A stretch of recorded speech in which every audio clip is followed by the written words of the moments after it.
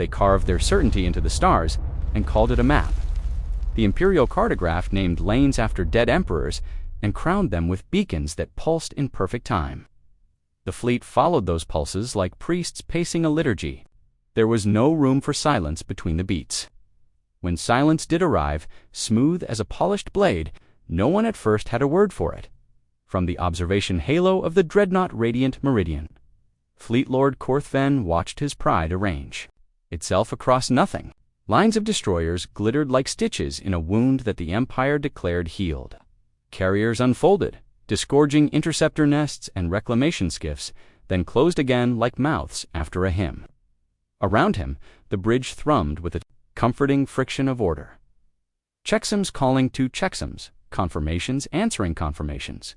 A cadet on his first tour could have stepped to any console and known what came next. That was the point. A junior sensor woman, hair-bound in the neat coils regulation demanded, did not know what came next. Her screen showed the faintest subtraction in the scatter background, quieted further than it had any right to be, as if someone had sanded the void. She adjusted gain. The quiet persisted. She built a model of the universe from first principles, subtracted it from her returns, and stared at what refused to go away. "Sir," she said, voice very careful, "I have a deviation." "Define," said Ven, without turning. Not mass, not thermal. Lest she hated the word as soon as she said it. Less was not a metric in any doctrine she had studied. "Recalibrate," he said. She did.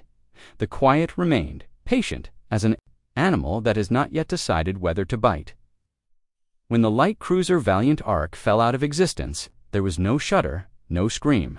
One heartbeat, she was a cluster of clean signatures in the formation's right flank. The next, the rights were gone, and the heartbeat made no echo. The comms deck bloomed with voices that sounded the same at every disaster. Telemetry, lost. Reacquiring. Confirm vector, confirm mass. There was nothing to confirm. Ven raised one hand. The bridge obeyed the hand. "Catastrophic reactor failure," he said flatly, and the words moved outward like a skin over panic. "Note to training. Ark's class is to add redundancy to redundancy."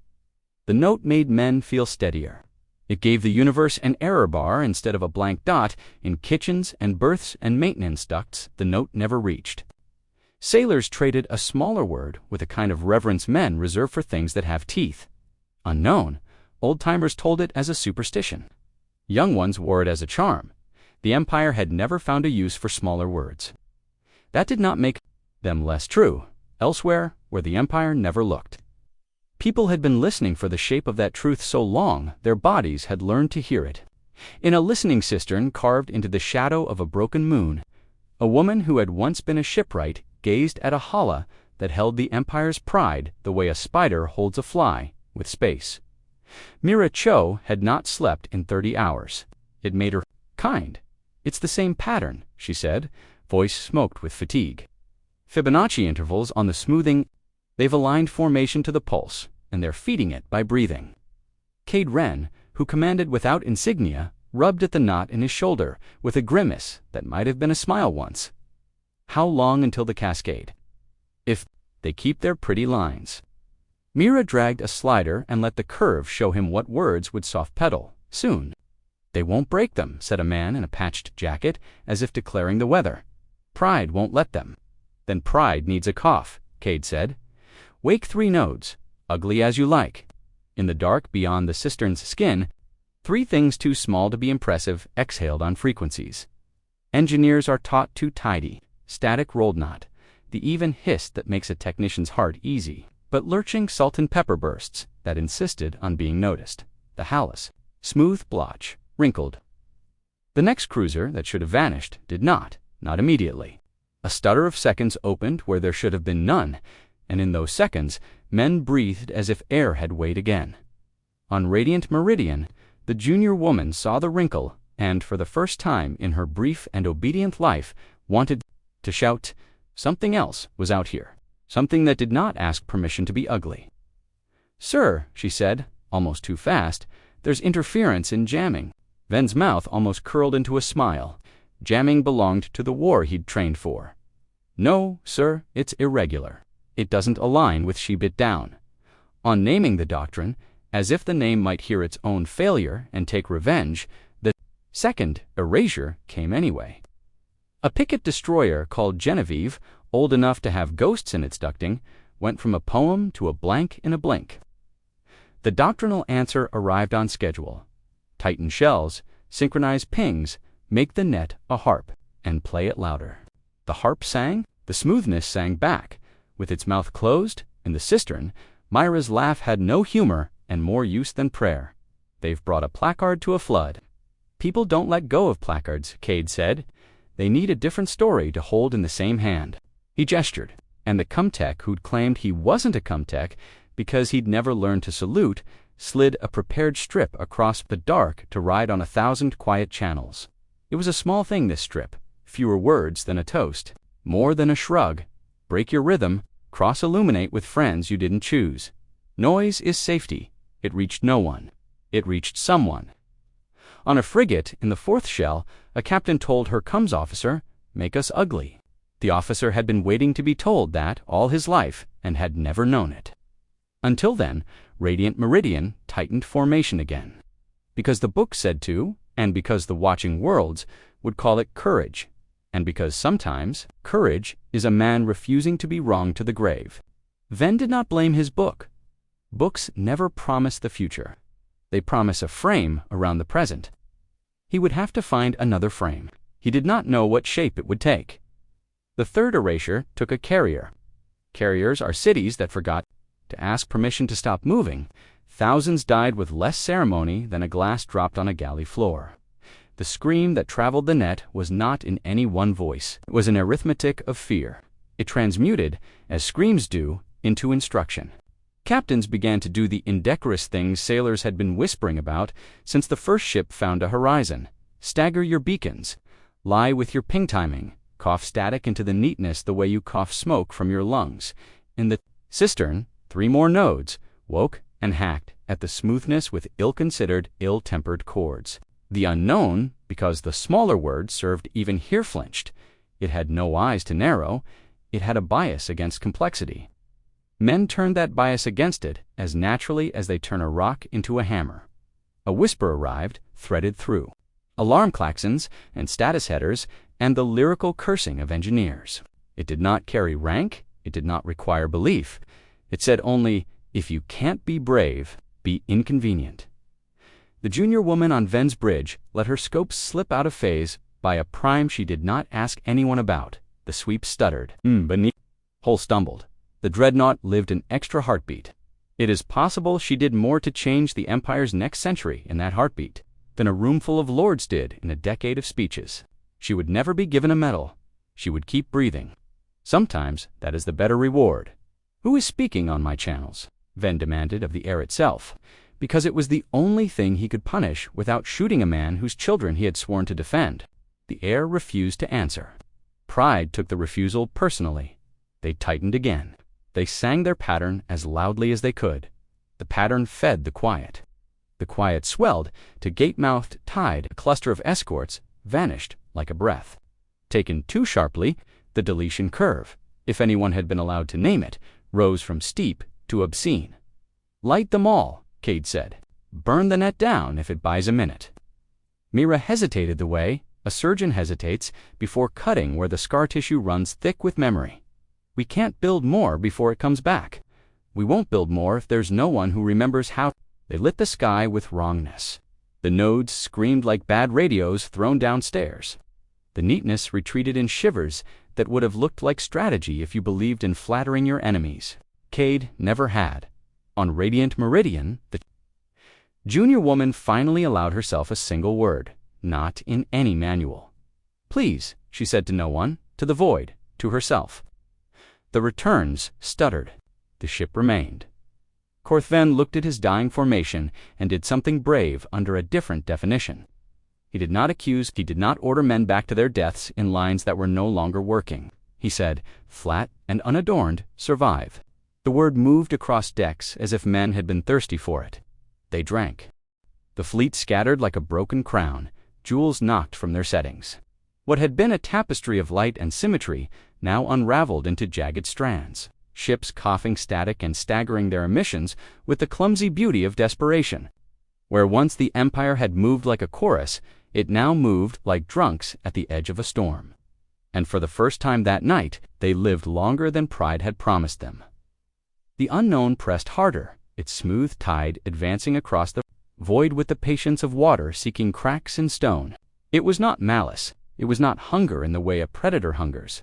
It was simply the bias of the universe, leaning toward neatness, an eraser moving toward lines that had been drawn too carefully. Yet every time it brushed against a jagged signal, it faltered. Every time a ship stammered its light out of rhythm, it stumbled. On Radiant Meridian's sibling ship, the Dreadnought, Glorious Path, sailors cheered when a cluster of escorts survived what should have been their turn to vanish. They had flickered their cums like a child, playing with a lantern, an old superstition the officers had sneered at. Now the officers sneered less, and the sailors sneered back in the listening cistern. Mira Cho rubbed her face with trembling fingers. Her voice rasped with exhaustion. The cascade curve is slowing, not by much, but it's measurable. Cade Wren leaned forward, elbows on knees, eyes fixed on the holla. Survivors glimmered like stubborn embers in the dark. That's all we need. Measurable means survivable. Survivable means story. Once it becomes story, it's harder to kill. Stories don't hold holes together, but they hold people together, and people can patch holes. The unknown surged again. A wing of cruisers blinked out in perfect silence, their absence neat as erased chalk. Panic shuddered across the fleet. Some captains, clinging to doctrine, tried to reform the wall to reassert symmetry.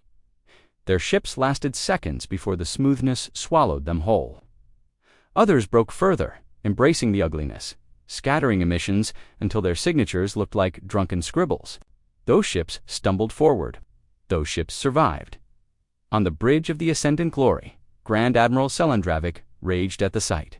His uniform was torn, his face shadowed, but his voice still carried the weight of command. Cowards, traitors, you disgrace the Empire with your disorder.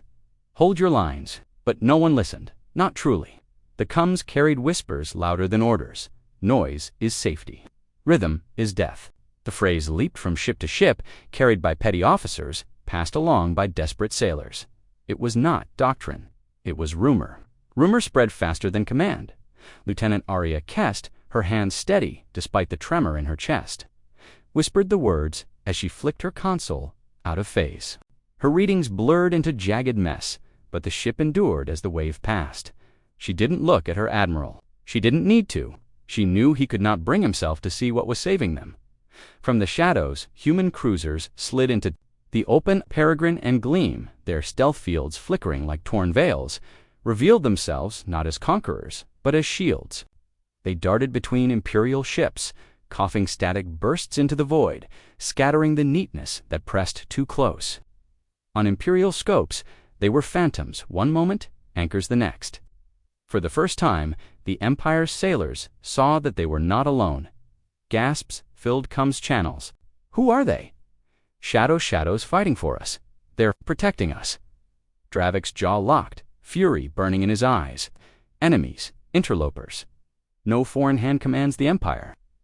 But even his fury could not erase what sailors saw with their own eyes, ships that should have vanished living because of the Shadow's interference.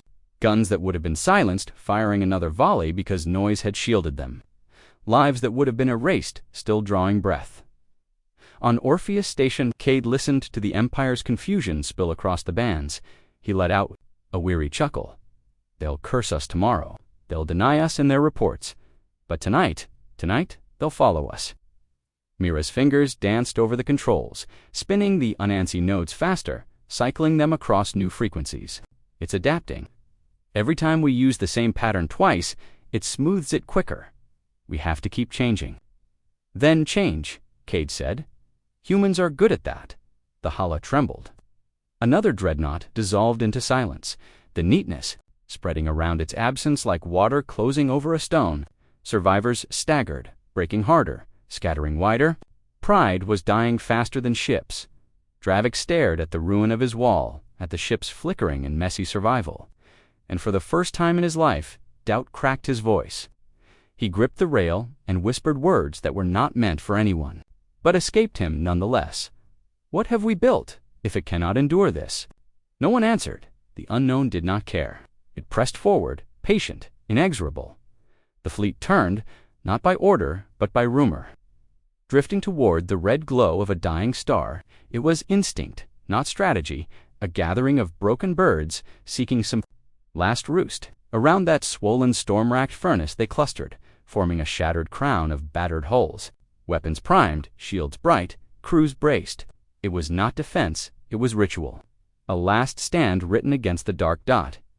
In Orpheus, Mira's voice cracked. They'll all die there. Cade's jaw tightened. Yes, but not silently, and not without remembering. The Unansi net burned itself down to sparks, coughing static until its circuits fried. Human cruisers flared their drives, revealing themselves fully, spitting noise into the teeth of the smoothness. Every second bought was another second that Empire had to learn the only lesson that mattered. Survival was ugly. On the Ascendant Glory, Arya Kest turned her head from her admiral, watching the shadows dart among them, weaving noise and chaos like threads of defiance. For the first time, she let herself say the truth aloud, though her voice trembled. "They're saving us." Dravik looked at her. His eyes, hollowed by loss, flickered with something softer than rage. He said nothing. But when the next wave pressed in, he did not stop her from scattering their signals. The last stand began. They ringed the dying star the way mourners ring a pyre, half for warmth and half for witness. The furnace swelled and sighed, its red skin puckering into storms that rolled like old thunder with nowhere left to go. Around it, the shattered remains of a fleet, pretended to be a fleet, shields stacked, guns hot. Crews standing at stations because standing was the only thing left that felt like choice. Pride had brought them here. Habit kept them upright. Rumor taught them how to breathe. The unknown arrived without haste, the kind of certainty that does not need to hurry. It smoothed along the outer pickets first, closing gaps where panic had torn neatness apart, tasting for rhythm the way a tongue searches for sugar. Ships held their lines because their captains needed to believe lines could still hold anything. The first cluster vanished so cleanly that men blinked and thought they had imagined absence. The second took their doubt with it. On the Ascendant Glory, Salandravik braced his hands on a rail, pitted by a dozen small explosions, and told himself the rail was a promise metal persisting. Order resisting. But the metal was only metal, and the promise heaved under his palms. The censor Lieutenant Arya Kest, who had been the first to say less and learned to love the word, spun, her dials out of time, and never looked up to ask permission again. Her scopes showed a universe that did not want to be looked at, and a ship that refused to stop looking. When the next wave pressed, her screen spat ugly static, and the flagship survived a heartbeat longer than it had any right to. Halo of ruined ships, human cruisers shed their secrecy like old skin. Peregrine swooped into the path of a smooth surge and coughed a chord of mismatched frequencies that would have gotten an Imperial tech demoted on the spot. The surge wrinkled, slid off, found other prey. Gleam skimmed so close to a listing carrier that welders on the carrier's skin could have reached across and touched her hull with a glove. She dragged a streamer of jittering light in her wake. That turned the neatness aside like wind tripping on laundry. Voices cracked open on Imperial Band's astonishment first, then the kind of gratitude that arrives too late to be anything but raw. Orpheus is listening. Cistern the Forgotten Moon's cold heart shook with the effort of keeping the nodes awake. Miracho kept her voice even by force. "We're down to scraps, Cade. 2 nodes live, 1 limping, 1 pretending. After that, it's hand claps and bad ideas." "Bad ideas built our house," Cade Wren said, not looking away. From the holla bleeding white at the edges, "If the nodes die, we'll sing in the wrong key." "We already are," Mira said, and almost smiled. The dying star belched light like a drunk trying to sit up. The shock washed across hulls, rattled teeth, knocked tools from hands. The unknown flowed through it as if the flare were a curtain and not a wall. It reached for a brace of escorts tucked behind a heavy cruiser, and for a slip of time it had them. The escorts went neat, and the cruiser would have followed if not for a petty officer who had been a drummer before he had been anything else. He slapped the COM panel with his palm in a pattern that had never been written down, and the cruiser's emissions tripped on themselves, and the neatness missed its mouth. Later, he would not remember the pattern. He would remember the heat of the panel under his skin, and the way the ship seemed to shudder in relief, like a dog shaking off river water. "Mark that," Mira said softly, recording a noise that could not be recorded properly. "If there's a later, I want that later to have this." "Later," Cade echoed, as if the word itself were an instrument he trusted. The unknown pressed harder, affronted in the only way a condition can be. Where order reasserted itself, it ate. Where noise tangled, it slipped. It learned to away familiar tricks, absorbing the shapes humans had already used. So humans changed shapes, which is what they do. On the Ascendant Glory, Selandravik watched the last of the wall fall apart and felt something loosen in his chest that had been singed tight since the academy. He had mistaken the lacing for bone. He turned to Arya Kest, whose hands never stopped moving, and said, with no rank left in the syllables, "Do what you need." It was not a benediction. It was a yield. She did not waste it. She threw the ship's heartbeat offbeat, dragged the scanning loop to a prime misalignment, salted the COM with stutter. The flagship's silhouette went from pageant to problem, and problems are harder to erase than pageants. The last of the Anansi nodes died singing. If singing can mean a smear of frequencies hateful enough to make the neatness recoil. Orpheus's boards went dark in patches, then in swabs, like night eating a sky that had been too busy for stars. Myra's hands dropped to her sides. The room felt suddenly larger, the way a home does when you move out. "That's it," she said.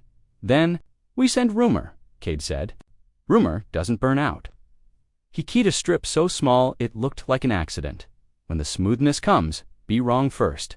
It rode out on every crooked band left, threaded itself through grief and orders and prayer, and found places in people where doctrine never reaches. The last stand was not a stand so much as a refusal to lie down correctly. Ships jittered, lights flickered, COMs hiccuped on purpose. Welders pounded bulkheads in patterns no inspector would approve. Gunners fired on delays and made those delays contagious. Engineers forgot to synchronize their drives and learned they liked the sound. The unknown kept coming. It smoothed what it could. It flowed around what it could not, and always in the margins. Men and women stole minutes from it with ugliness. Peregrine took a strike meant for the Ascendant Glory. Not by interposing mass didn't matter here, but by unspooling a ribbon of nonsense across the oncoming. Smooth, a joke told badly in a language the void didn't understand. The ribbon tore, the hit split 3 ways, and none landed clean. On Orpheus's longband, Rheasalis whooped once, then cursed, then started laughing because both sounds belonged in the same throat on nights like this. Selandravik found his voice again, smaller and truer. He did not call for formation. He did not say empire, he said. On shipwide and open band both, survive, and the word slotted into men as if a missing tooth had been replaced. You cannot carve that on marble. You can write it in grease pencil on a bulkhead and it will outlast stone. The flagship did not make it. No flagship should, and maybe none ever do when myths are being reset. The Smooth found a seam between tricks and the Ascendant Glory's great weary hull side. Arya Kest's last act was to kick her boards 1 more degree off, a pettiness flung at an indifferent tide, and in the instant before the room went neat, she had the very human satisfaction of breaking a rule no one would live long enough to scold her for. Her absence did not empty the band. Junior officers on lesser bridges heard the same instructions. The Vaughn discovered it fit any mouth. They passed it along as if it were water. By the time the unknown receded not defeated, only sotted, the halo of ships around the star had thinned to a scatter. The ones that remained were wrong-shaped things, scabbed and sparking, their lights out of step. Their signatures, a map of stubbornness. They were not a fleet. They were proof. Silence followed, but not the clean silence the unknown leaves behind. This one was messy, full of dents and breath and the subdormal thrum of systems that had no right to be working, and did anyway. On decks where men had wept dry, someone laughed a laugh that startled its owner. In messes where pots had been used as drums, the dents looked like medals. In a sensor chair on a Corvette with a name no longer legible, a young operator tapped the rim of her scope in an arrhythmic pattern. Her grandmother had used to calm babies and found the scope comforted. Cade Wren did not send a victory. He sent coordinates to safe harbors that might or might not be safe. He sent names of technicians who could be trusted, and names of admirals who could not, and little drawings of how to wire a ping to misbehave without tripping inspection. He sent, in the old way, the sort of advice men in power never put in memos. Leave slack in lines. Teach your ensigns to count wrong occasionally. Praise the petty officer who ruins a parade if the parade route passes the periphery. Mira Cho shut down Orpheus section by section until the station sounded like a sleeping animal. She stood for a long time in front of the hand-painted strip of stars some board tech had smudged on a wall years back, and traced a crooked constellation with a finger. "We won nothing," she said, "because precision is a kindness. We saved something. Something grows," Cade said. "Empires grow pride. People grow later." He looked like a man who had been awake through many tides and still wanted a shoreline.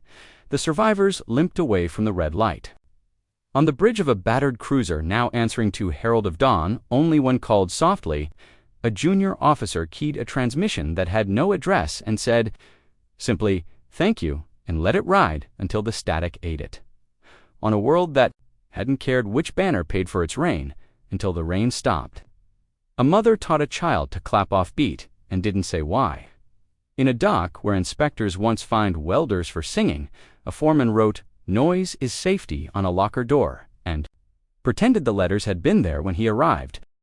The Empire returned to itself the way injured animals do, licking what it could reach, snapping at hands that helped, sleeping badly. It filed reports no one believed, even as they signed them. It hanged a saboteur or three because justice requires bodies more than it requires truth. It rebuilt a wall. The wall flickered when no one meant it to. That flicker was a prayer disguised as a defect. The unknown went looking for prettier meals. It would be back. Conditions do not retire. But it would find fewer tables set just so. Fewer hymns sung on time. More kitchens where timing was a joke, and more bridges, where the worst drummer in the crew got to coach the pings. Years later, in a quiet berth on a ship no admiral would bother to visit, Arya Kest's name would be said aloud by someone who didn't know who she was, because the gesture she invented 2 taps, pause, 3 taps. Wrong would be part of the way sailors told each other, not yet when the scopes went too smooth. In another place, Cade Wren would die between fights and be buried in a markless orbit that suited him. Mira Cho would find a new cistern because there is always a new listening to be done. Peregrine would carry a scar down her flank that mechanics tried to buff out twice before giving up and calling it beautiful. None of that would make a song anyone could march to. It would make a life. And if, one night, far from any map, a young captain feels the neatness creep along her hull like frost, and cannot find the right page in any manual, she will remember the wrongness her grandmother clapped into her bones. She will throw her ship off beat and curse the way it rattles, and thank, without words, the names she doesn't know. The smooth will slip, the moment will pass. She will live to teach someone else to be ugly. That is how an empire's pride ends, without a trumpet, and how a people you didn't count on draws the line under the ledger and writes. In a hand not meant for monuments, we remained.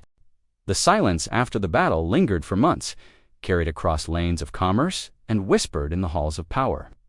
The Empire did not announce its loss. It could not. Pride stitched its mouth shut, even as the wound festered. Official records marked the fleet's disappearance as strategic redeployment, its absence explained by sabotage, then mutiny, then mechanical failure. Every planet under Imperial banners received the same proclamation. The Empire remained. Strong the Empire endured. But sailors talk, and sailors survive. The men and women who limped back from the Red Star carried stories like burns under their skin, scars no report could erase. They whispered in kitchens and bunk rooms, not in parade grounds. They spoke of ships vanishing without debris, of smoothness spreading like frost, of shadows that had slipped between them and death. They did not know the names of the shadows, nor where they had come from. They only knew that they had lived. Because of them, At first, the officers tried to silence these stories. Petty officers were flogged for fear. Crews were rotated, survivors dispersed among new ships, their voices diluted. But rumor resists neatness. It slipped into songs sung off-duty, into card games, into little rituals sailors carried in their hands. A tap on a bulkhead before a shift, a pause before sinking comes, a laugh when engines misaligned and the ship still flew. Noise had become survival, and survival spreads faster than orders. On Orpheus Station, Myra Cho stood before a hala that showed fewer flickers than it had. Weeks ago, the survivors were scattered now, drifting toward ports where they would be absorbed back into the Empire's silence. Her hands trembled as she switched the feed off. "They'll bury it," she said. "The Empire will bury all of it." Cade Wren sat with his back against the wall, boots stretched in front of him, eyes half closed. "Of course they will. Pride doesn't feed men when the cupboards are empty, but it gives them something to chew while they starve." "Then what was it for?" Mira demanded. "All those lives. All those nodes burned down to nothing." "If the truth dies with them, it won't," Cade interrupted softly. "It's already loose. Rumor's faster than any proclamation, and rumor doesn't vanish when you erase a fleet." Outside the station, Peregrine and Gleam drifted in silent orbit, scarred and battered. Mechanics patched their hulls with whatever they had left: salvaged plating, repurposed conduit, even welded chunks of asteroid rock. The scars remained visible, proud in their ugliness. Rhea Salas leaned against her cockpit glass, a cigarette dangling unlit from her mouth, and watched the stars. "You think they'll remember us?" she asked the Void. The Void did not answer. She grinned anyway. "Good, better that way."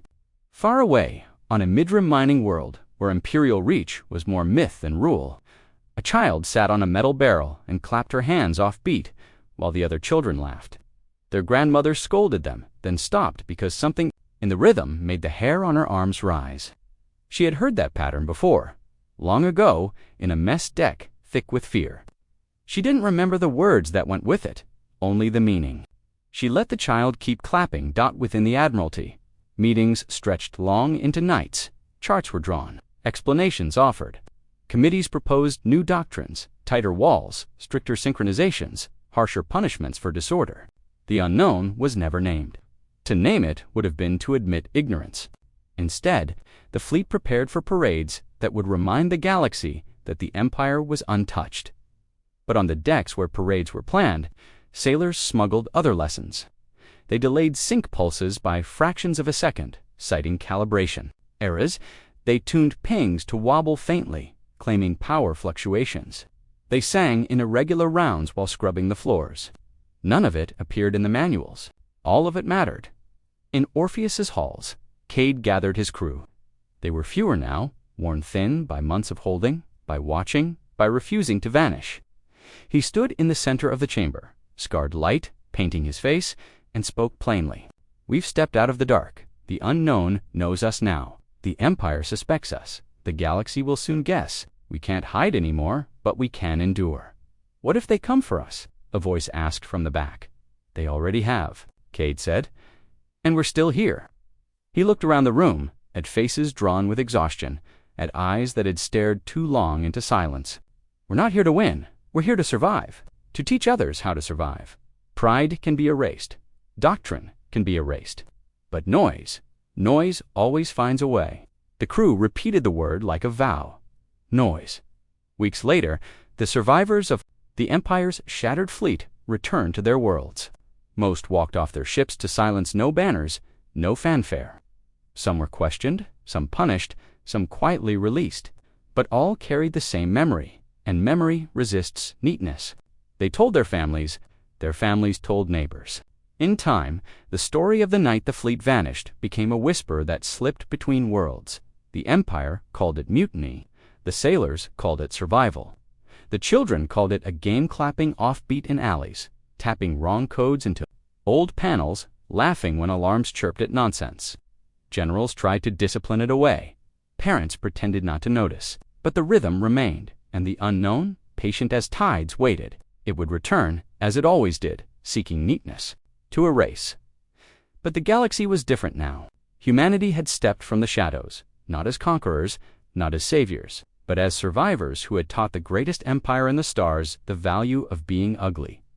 The next time the silence spread, the next time the smoothness reached for ships, arranged too carefully, there would be captains ready to cough static, sailors ready to slap consoles in wrong patterns, children grown into officers who knew that survival was a mess.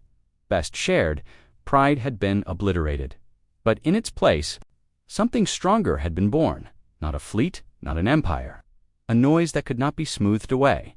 And in that noise, humanity endured. The empire returned to ceremony because ceremony was all it had left. From the palace on Corvanus Prime, where spires of glass caught starlight and bent it into columns of gold, decrees spread across the sectors. The fleet had triumphed against saboteurs, the void had been secured, order had been restored, flags unfurled, parades marched, drums struck perfect time. Every step of the soldiers, every blare of the trumpets, every flicker of the banners was measured against doctrine.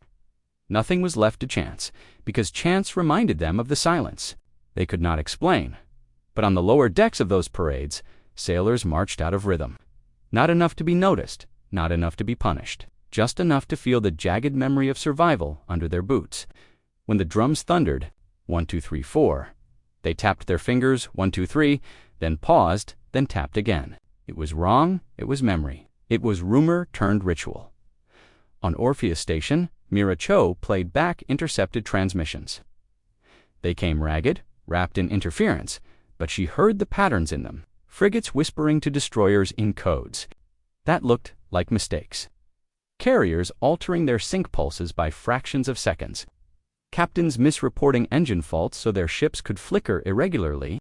The Empire's pride still held in its proclamations, but its bones had learned to bend. "They're infected," she said softly, not with glee, but with awe, the story spreading. Cade Wren leaned against the bulkhead, arms folded. "It's not infected, immunized. Pride was the disease. We gave them the fever that breaks it. Do you think they'll ever admit it?"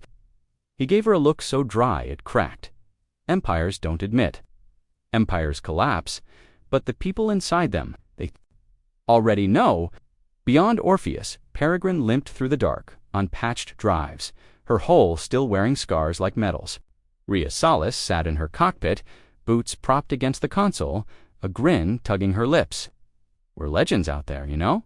Not with names, not with faces, just with shadows. The sailors call us the Ugly Angels," she chuckled. Like that, the laughter didn't hide the truth. Their numbers were thin, many nodes gone. Too many crew buried in silence, supplies dwindling, and somewhere out there, the unknown still waited, patient as tides. When it returned, the Empire would pretend it was ready. But readiness meant more fleets, more walls, more parades, and all those walls and fleets would crumble again, unless the rumor sped faster. Humanity knew it. Orpheus knew it. And so they turned their work from hiding to teaching. The first teaching happened on a mining outpost at the rim of the periphery. A shuttle limped into dock, its hull scorched, its crew shaken. They had survived what they should not have survived, they said, because they had staggered their signals, because they had tapped their panels wrong. The dock workers listened, skeptical, until one of the sailors tapped the side of his mug 2 beats, pause, 3 beats, wrong. The mug didn't shatter. But something in the dock workers' faces shifted. They would remember. They would pass it on. Weeks later, a freighter convoy vanished, except for one ship. The survivor limped back, its captain wild-eyed, but alive. His report made no sense to the Admiralty. He claimed he had ordered his crew to shout nonsense into the comms, to sing out Hoftune, to cough static. The Admiralty dismissed it as madness, but in the lower decks of the starport, where sailors drank and traded charms, his story spread like fire. Noise is safety. The unknown had not returned in force yet, but its shadow lay long. Every silence in the void felt sharper now. Every too clean return on a scope set, nerves alight. Sailors carried new charms, little boxes of static, pendants etched with offbeat lines.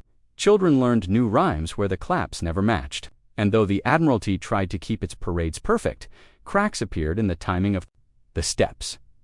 On Orpheus, Mira looked at Cade with exhaustion carved into her face. "We've woken something, not just the unknown, The Empire, too. They'll come for us sooner or later. Let them, Kate said.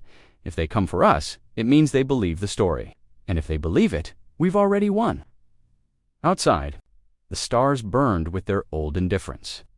But beneath their light, in kitchens and bunkrooms and mess decks, noise had taken root. Pride had been obliterated. Survival had become a culture. And in the dark, humanity sharpened its mess into a weapon the galaxy had never known it needed. The unknown would return. The Empire would deny. But rumor was already winning, and rumor always outlives empires. The Admiralty's silence could not hold forever. Reports piled up in sealed archive sensor logs full of blank spots. Come records that dissolved into static, survivor testimonies dismissed as madness. The Empire's lords called them lies. But too many lies pointed in the same direction. The contradiction gnawed at them. Pride told them the fleet was intact. Reality told them the fleet was ash. Pride won in the council chambers. Reality whispered elsewhere. On the shipyards of Vera Prime, where skeletons of new cruisers stretched across scaffolds like bones being assembled, the workers talked of ghosts. Welders said they heard humming in the beams at night, not the steady pulse of drives being tested, but an offbeat tapping like the heartbeat of a drunk giant. Inspectors laughed until they realized whole crews were whispering the same thing. They tightened regulations. Crews just tapped harder, slower, wronger. It was no longer ghost story, it was tradition. On Orpheus Station, Mira Cho caught the whispers, bleeding across the void. Ships far beyond the periphery staggered their pings, and captains called it calibration error. Convoys arriving late explained their delays with unexpected fluctuations. Static-laced transmissions were chalked up to interference. Every excuse was neat. The truth was ugly, and ugly was spreading. Cade Wren leaned over the Halley, eyes hollow with sleeplessness. "It's growing faster than we pushed it," he said. "Rumor's building its own engine now." Mira rubbed her eyes. "And the Empire can't let that engine run. They'll send more fleets, bigger ones. They'll try to prove neatness. Still works." Cade's mouth twitched. "Let them. The unknown will prove them wrong for us." Still, the unknown had been silent for months. Some sailors prayed it was gone for good, that the tide had passed. Others feared the silence more than the storm. Humanity knew better. The unknown never left. It only waited.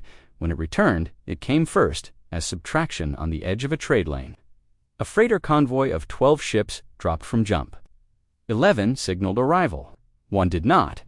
Scopes searched, drives scanned, but the missing ship was already gone, smoothed into nothing. The Admiralty blamed pirates. The sailors whispered its back.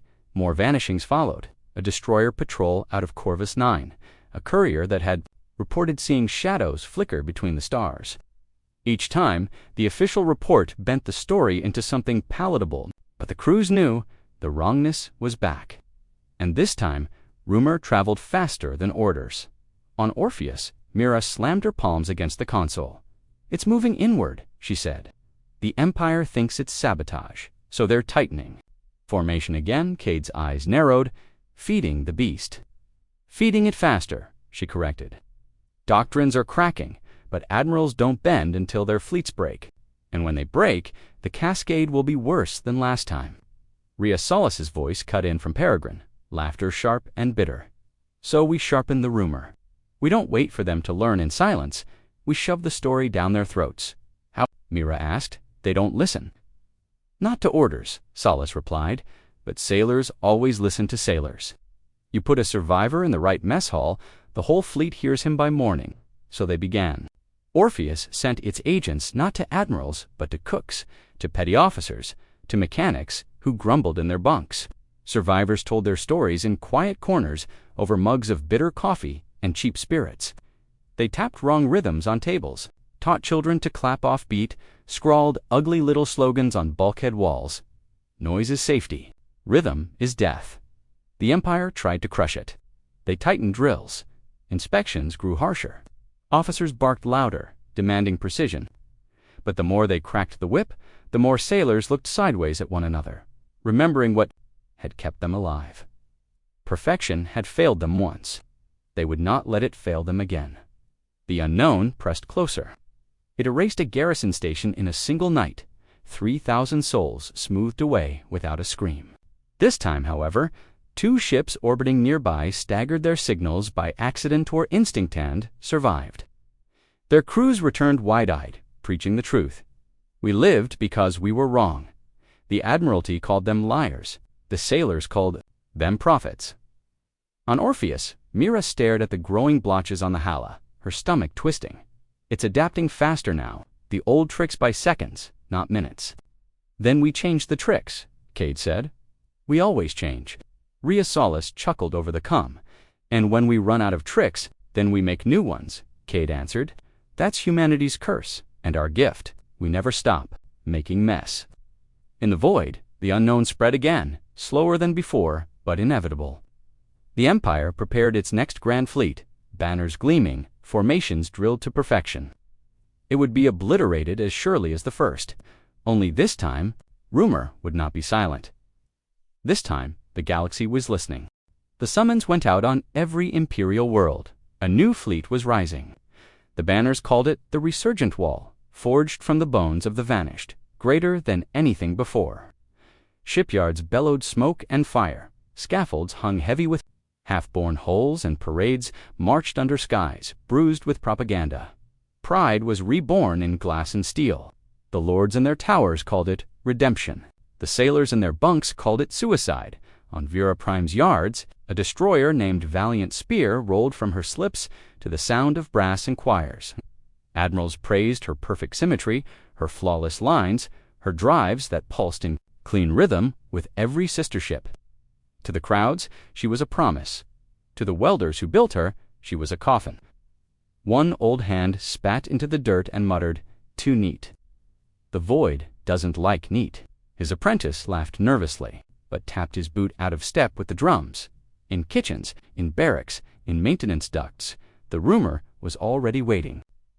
Survivors of the last fleet whispered to new recruits. They told them not to trust the manuals. They showed them how to stagger comes when no officer was looking, how to cough static through a beacon, how to leave a line crooked on purpose. The new sailors listened with wide eyes and nodded in the dark, then marched in step when daylight demanded it. On Orpheus, Mira Cho studied the reports pouring in from across the sectors. They're building it bigger, she said, voice hollow. Hundreds of new ships, new formations, stronger walls. They think scale will save them.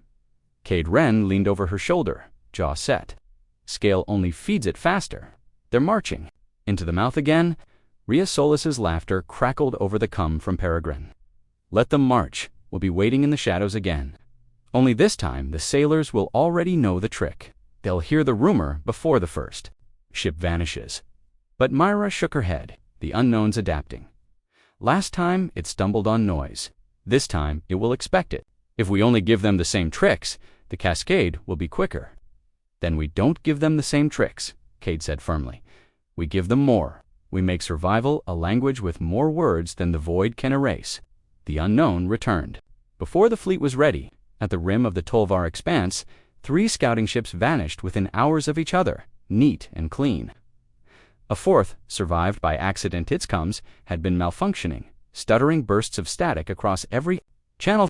The crew staggered back into port, faces pale, voices trembling, repeating the phrase the galaxy had come to know. We lived because we were wrong. The Admiralty dismissed it as chance.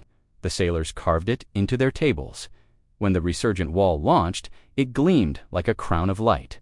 The Empire broadcast its departure across every channel, a show for the galaxy, perfect lines of cruisers, immaculate waves of escorts, dreadnoughts pulsing in time like drums of judgment. The lords called it invincible. The sailors called it bait on the flagship Iron Ascendant.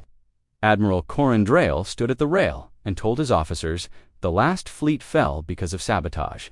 This one will not. We march in perfect unity. We are the Empire. We are the Wall. His words rang through the bridge like hammered brass, strong and hollow. Lieutenant Marin Soli, stationed at sensors, whispered to herself, "Noise is safety." She flicked her scope a fraction out of phase and prayed the Admiral wouldn't notice. The first vanishings came 2 days into the voyage. A frigate disappeared mid-transmission. An escort winked out on the far flank. The coms erupted in alarm. Admiral Drayle barked for tighter lines, stronger synchrony. The wall sang louder. The smoothness pressed harder. In kitchens and bunks, sailors whispered louder. They remembered the stories. Some staggered their pings despite orders. Some tapped consoles wrong. Some scrawled ugly symbols on their bulkheads. Those ships lasted seconds longer. Some lasted minutes. On Orpheus, Mira slammed her hand against the Halley. It's starting again. They're already feeding it. Cade's eyes narrowed. Then it's time we stop hiding. No more shadows. They need to hear us clearly. He keyed a transmission that rode across Imperial nets, rough and ragged, undeniable. You think you command the wall. You do not. The void does, and it hates neatness. Break your rhythm. Stagger your signals. Make noise, or you will be erased. Across the fleet, sailors froze at the words. Admirals screamed for silence. But the message had been heard, and once heard, it could not be unheard. The unknown pressed forward, smooth and implacable, swallowing ships in neat succession. But this time, the wall bent sooner. This time, sailors broke ranks quicker. Pride cracked faster than before, and in those cracks, noise seeped in like water. The resurgent wall was dying, but in its death, something else was being born. A fleet that refused to march in step. A people who had learned that survival was ugly, and that ugliness could not be erased. The wreckage of the resurgent wall drifted for weeks, a scar across the void. Hulks spun slowly, lights flickering and dying, lifeless hulls colliding with one another until only silence remained. From the bridges of their surviving ships, admirals filed reports stripped of detail, dressed in excuses, pirates, sabotage, traitors. Words neat enough to cover the truth like a shroud. But sailors remembered. On every surviving vessel, stories spread faster than repairs. The men and women who had lived tapped rhythms on bulkheads, coughed static into comes, staggered their pulses, even when told not to. Some called it heresy, most called it survival. They remembered the shadows who had come among them, ships that had shed secrecy to stand in the fire, voices that had told them the truth. They remembered humanity. The Admiralty called for silence. Sailors called it noise. On Orpheus Station, Mira Cho studied the hala of survivor signals trickling back to Imperial space. They'll bury it again, she said bitterly. They'll say the wall wasn't destroyed, only redeployed. They'll find scapegoats. They'll hold parades. Cade Wren leaned against the rail, arms crossed. Let them. Pride writes pretty. Speeches. Rumor writes. Songs that last. Rhea Solis's laughter sparked over the come rough and bright. And rumors winning. I've seen freighters staggering their pings on purpose. Saw a convoy slap static into their emissions, just to be sure. They don't care if the Admiralty believes. They care if their kids live. Mira rubbed her face. Exhaustion etched deep. The unknown adapted. The same tricks don't hold as long now. If we don't find new ways, then we make them, Cade cut in. His voice was steady, but his eyes were tired. We've been improvising since Earth. It's what we do best. The unknown had not vanished. It lingered, subtle but vast, pressing in at the edges of maps. Whole outposts went silent in the months that followed, their names struck from records, as though they had never existed. Convoys staggered back to port, missing half their number. On scopes across the galaxy, the telltale subtraction returned. Patches of void, too smooth, too neat. The Empire doubled its parades. The survivors doubled. Their tapping dot in barracks on Torval Prime, a young sailor named Yannick sat with his bunkmates, telling them what he had seen. His hands trembled as he spoke of neatness, swallowing ships whole, of shadows sliding between them, of voices whispering through static. His bunkmates laughed, then copied his rhythm when he tapped it on the wall. By the next night, the whole deck was tapping. By the next week, the whole garrison dot in the mess of the freighter Hollowstar. The captain watched his crew hum offbeat as they worked, their voices weaving ugly chords into old songs. He said nothing. He knew the truth. He had lived because of it. The Admiralty's grip tightened. Officers punished irregular emissions, fined crews for misaligned signals, ordered executions for doctrinal sabotage. But the more they punished, the more the sailors whispered, rumor had become faith, and faith was harder to kill than fleets. On Orpheus, Myra looked up from her console. They're hunting us now. The Empire knows. They might not say our names, but they know someone's out here, and they'll come. Cade's mouth twitched into a humorless smile. Let them if they waste their guns on us. That's fewer. They point at the unknown, and every bullet they fire proves they believe the story. Rhea chuckled darkly. And if they corner us, then we survive, Cade said simply. The same way we always have. Loudly, messily, inconveniently, the unknown struck harder at the edges. But this time, 3 ships stumbled away, scarred but alive. Their captains staggered their drives, their crews banged metal plates with wrenches, their comms officers spat static like curses. They came home and told anyone who would listen, "We lived because we were wrong." The phrase became a banner. In the whispers of mechanics, in the lullabies mothers sang offbeat to their children. It became part of life, woven into the background. The Empire's pride was crumbling, though its palaces still gleamed. It had been humiliated twice, fleets obliterated by an enemy it refused to name. Yet the people under its banners had learned a different truth. They did not need to wait for orders. They did not need to march in step. They needed only to be ugly enough to endure. On Orpheus, Mira turned to Cade, her voice trembling with both fear and awe. We've changed them? Not enough. Not yet, but it's spreading. Faster than we could have dreamed. Cade looked at the Hala, at the scattered survivor signals flickering like stubborn embers. It's not just survival anymore, he said quietly. It's culture. And once culture takes root, empires fall. The unknown lingered patient, waiting for the next feast. But this time, the galaxy would not be laid neatly before it. This time, when it pressed in, it would find noise waiting. The Empire could not afford another silence. Pride had been obliterated twice, and though its palaces still gleamed and its banners still fluttered in perfect rhythm, the cracks were visible. Sailors whispered in bunks. Families passed strange lullabies to their children. Captains staggered signals under the guise of calibration. Rumor had grown teeth, so the Admiralty gave the galaxy a story sharp enough to bite back. It began on Corvanus. Prime, the Emperor's herald, stood atop the glass steps of the Imperial spire, his voice booming across 1,000 relays. The resurgent wall did not fall to an enemy unknown, he declared, his tone flawless. It fell to betrayal, to shadows who sought to weaken the Empire. Humanity, those who skulked beyond our reach, sabotaged our formations, poisoned our doctrines, spread lies among our sailors. They are the enemy. The words spilled outward like venom, neat and precise. On worlds that had never even heard of Orpheus, people spat when they heard the name human. On warships where sailors had whispered prayers of noise, officers cracked down harder. Crews were drilled into tighter formation. The missions were inspected until hands bled. To defy was to court the executioner. But the whispers did not die. On Orpheus Station, Mira Cho read the proclamation aloud, her voice shaking with rage. They're blaming us. They've named us.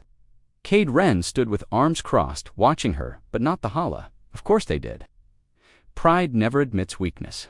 It always finds someone smaller to punish. Rhea Solis's voice cut in from Peregrine. Laughter, bitter and bright, smaller. Mira slammed a fist on the console. They'll come for us, with fleets, with fire. They already tried that, Cade said. His eyes were weary, but his voice carried iron, and the unknown came for them instead. Let them come again. Every shot they fire at us is one less pointed at the void. Every sailor they send is one more who learns the truth the hard way. The Empire's fury spread faster than its fleets. Patrols descended on outposts suspected of harboring humans. Markets were raided, ships impounded, whole families disappeared into the silence of prisons. But persecution cannot erase memory. In fact, it carves it deeper. On a mining moon in the Vera Belt, an Imperial officer lined sailors up for inspection, demanding to know who had been staggering signals. None spoke. One man stepped forward, tapping his boot against the floor 2 beats. Pause. The officer drew his sidearm, but the rhythm had already been learned. On the freighter Bright Mercy, a mechanic painted crooked lines on the engine housing, saying it helped keep the void away.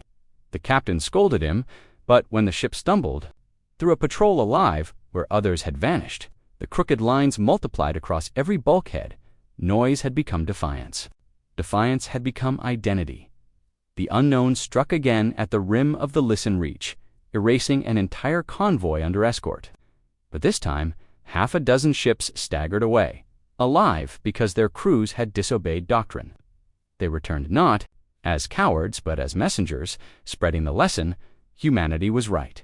The noise keeps us alive. The Admiralty fumed. Trials were staged. Survivors were branded traitors. But punishment only added fire to the rumor. In secret corners, better to be a traitor who lives than a loyalist who vanishes. On Orpheus, Mira stared at the flood of transmissions, her face pale. It's growing faster than I thought. Sailors are teaching it themselves now. We're not pushing anymore. We're watching. Cade nodded. We planted the seed. The Empire's rage is the water. Their persecution makes the story stronger. They can't erase it. It's in the bones now. Rhea's chuckle came ragged through static. Ugly bones, my favorite kind. But Mira shook her head. It won't be enough. The unknown is adapting. Noise buys seconds, not minutes. We'll spread. Yes, but if we don't find something more, the galaxy will still fall. Cade looked at her, eyes heavy but unwavering.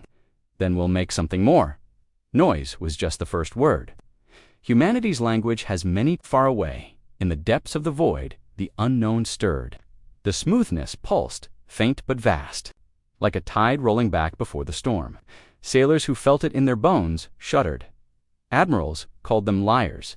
But the sailors knew the silence was coming again, and louder than before. And this time, humanity would not be shadows. The void trembled again, not with sound, but with absence. At first, it was faint patches of space, just a little too smooth. Navigation sweeps that returned nothing where there should have been clutter.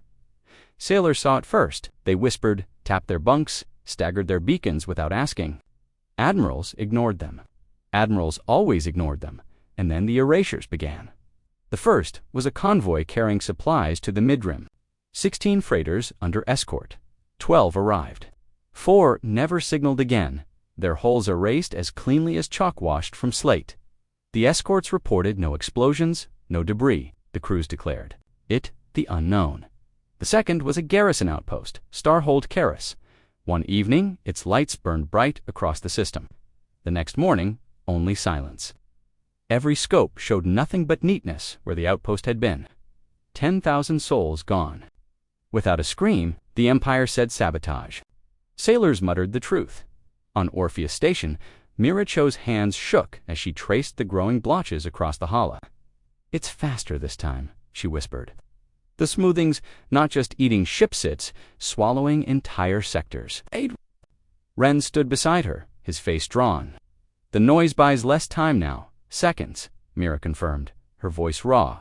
Sometimes only seconds. The unknown's adapting. It's learning to swallow chaos the way it swallowed order. Rhea Solis's voice cut in from Peregrine, jagged with static. So what? We just give up, crawl into holes, and wait to be neat. Cade shook his head. No.